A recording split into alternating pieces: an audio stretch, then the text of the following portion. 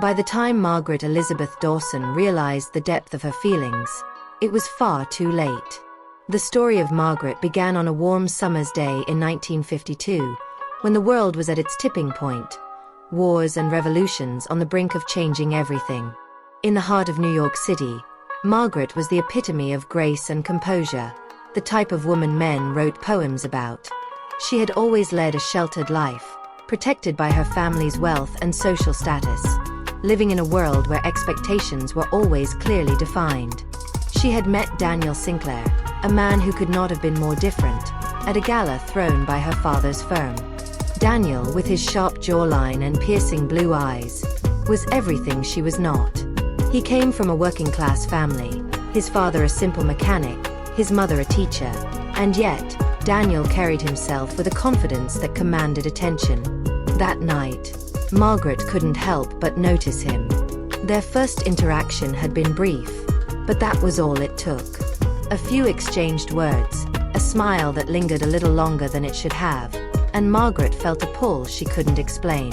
She didn't know then, but she was about to become entangled in a forbidden love that would tear her world apart. Daniel wasn't supposed to be there. He was supposed to be working, fixing cars in his father's small garage in the outskirts of the city, but an invitation had arrived with his name on it. Margaret's father, Gregory Dawson, had recently hired him for a business contract, and that night, Daniel had been invited to the gala as a courtesy. Daniel stood at the edge of the ballroom, feeling out of place amidst the elite. His gaze wandered until it landed on Margaret. Her laughter danced across the room, a soft melody amidst the clinking of champagne glasses. She looked nothing like the other women in the room. While they wore jewels and silk gowns, Margaret wore a simple, classic black dress, the color of midnight, and her beauty was all the more striking for its subtlety. Without thinking, Daniel approached her, a gesture that seemed impulsive yet inevitable. Margaret looked up, her green eyes locking onto his with an intensity that caught him off guard. "May I have this dance?" Daniel asked, his voice low yet confident. Margaret hesitated.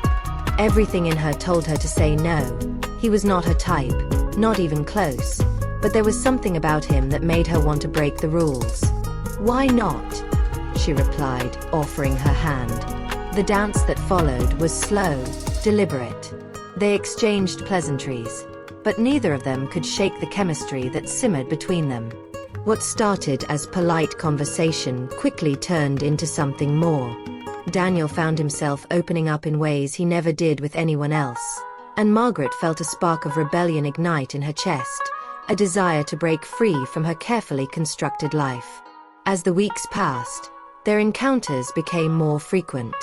Margaret found reasons to visit the garage under the guise of needing a car fixed, but the real reason was always Daniel. Every moment spent with him felt like a secret stolen away from the eyes of the world. They spoke in whispers, their love growing in the shadows, hidden from the prying eyes of society. But as their bond deepened, so did the stakes. Daniel's background was a sharp contrast to the world Margaret belonged to. Her father would never approve of a man like him, one who came from a background so far beneath hers. And Daniel, though deeply in love with Margaret, was haunted by his own struggles, torn between his love for her and his fear of the consequences. One night, as they stood together in the quiet of the garage, Daniel's voice cracked with emotion. "I don't belong in your world, Margaret. You deserve someone who can give you the life you want, someone who can protect you." She shook her head, her eyes filling with unshed tears. "I don't want anyone else. I want you, Daniel." But she was lying to herself. There was no future for them. Not in the world they inhabited. It wasn't until Margaret found herself in the arms of another man that she realized the depth of her betrayal. She had always thought her heart belonged to Daniel, but when her father insisted she marry a man of his choosing, one from their social circle, Margaret felt cornered. She was expected to marry Charles Whitman, a man who was charming and wealthy but left her cold. One evening, as she sat at dinner with Charles, trying to suppress the growing resentment within her, she caught the gaze of a man across the room. Charles hadn't noticed, But Margaret's heart raced. It was Daniel.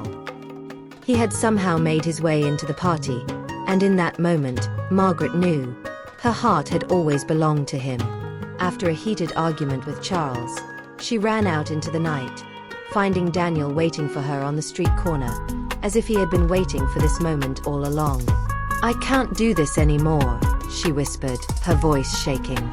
"I love you, Daniel." Their kiss was desperate, filled with the longing that had been building for months. But it wasn't just a kiss. It was a breaking of everything Margaret had ever known. She was betraying her father, her future, and her own sense of self.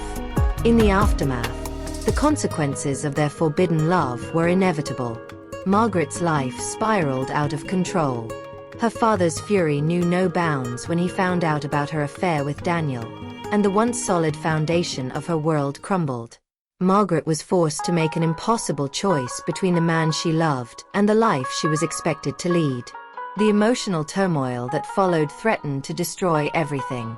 Yet, even as the world around them collapsed, Margaret and Daniel's love grew stronger, a love forged in secrecy, in pain, and in the desperate hope that someday they would be able to live freely.